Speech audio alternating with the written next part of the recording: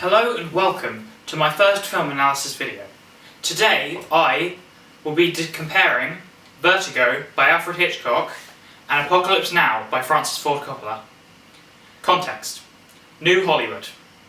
During the 1960s, commercial success of major Hollywood films was at an all-time low, and the major studios were looking for something new.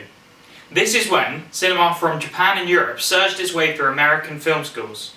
From this, New Hollywood was born. In 1967, the release of Bonnie and Clyde began the era of New Hollywood.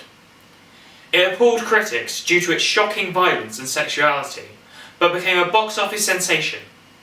This film was made with complex themes and morally ambiguous messages. Arthur Penn and Warren Beatty, the creators of Bonnie and Clyde, created the film with a low budget by hiring a group of unknown actors. The film was hated by film critics and the studio executives, but was a massive commercial success in Europe, and when it was later re-released in the US, it became one of the biggest moneymakers of the era.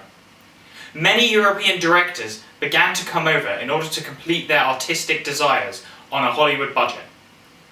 Film studies professor and author Todd Berliner believes 5 principles govern the narrative strategies characteristic of Hollywood films of the New Hollywood movement. 1. 70s films show a perverse tendency to integrate in narratively incidental ways.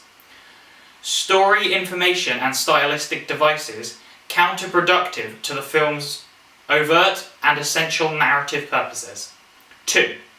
Hollywood filmmakers of the 1970s often situate their filmmaking practices in between those of classical Hollywood and those of European and Asian art cinema. 3. 70s films prompt spectator responses more uncertain and discomforting than those of more typical Hollywood cinema. 4.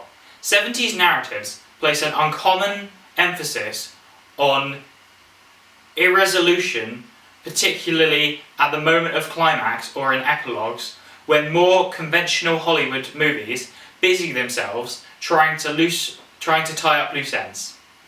70s cinema hinders narrative linearity and momentum and scuttles its potential to generate suspense and excitement. Many incredible films are considered part of the movement, including Butch Cassidy and the Sundance Kid, The Dirty Dozen, and Apocalypse Now. The New Hollywood era lasted until around 1980, before big-budget Hollywood productions reclaimed the market. However, filmmakers continued to be inspired by and draw from the works of the New Hollywood auteurs, who produced many of the art form's most revered works. The Studio Era. The Studio Era was a period from the 1920s to the 1950s. During this era, major Hollywood studios dominated the market of American films. The largest studios during this era were known as the Big Five. These consisted of Metro-Goldwyn-Mayer, who created films such as Gone with the Wind and The Wizard of Oz. Paramount Pictures had films such as She Done Him Wrong and Vertigo. Fox Film were known for musicals, western and crime films, for example, The Robe. Warner Brothers made films such as The Jazz Singer, and RKO Radio Pictures Incorporated made some of the top-rated films, including Citizen Kane and King Kong. Auteur: Hitchcock. Hitchcock's films are all very psychological in nature.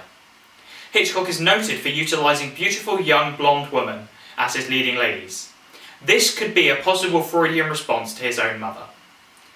Hitchcock's psychological connection with his films allows the audience to psychologically connect with the film. Therefore, Hitchcock can manipulate their emotions.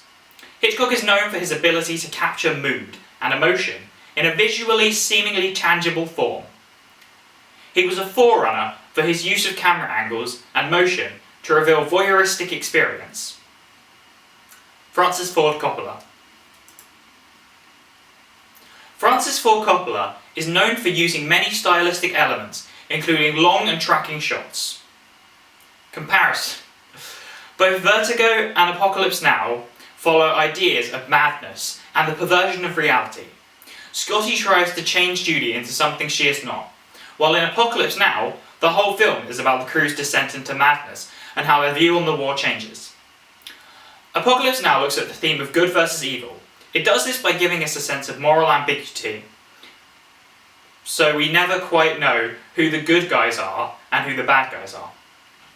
The same can be said of Vertigo, as Scotty's attempt at changing Judy into Madeline can easily be seen as wrong.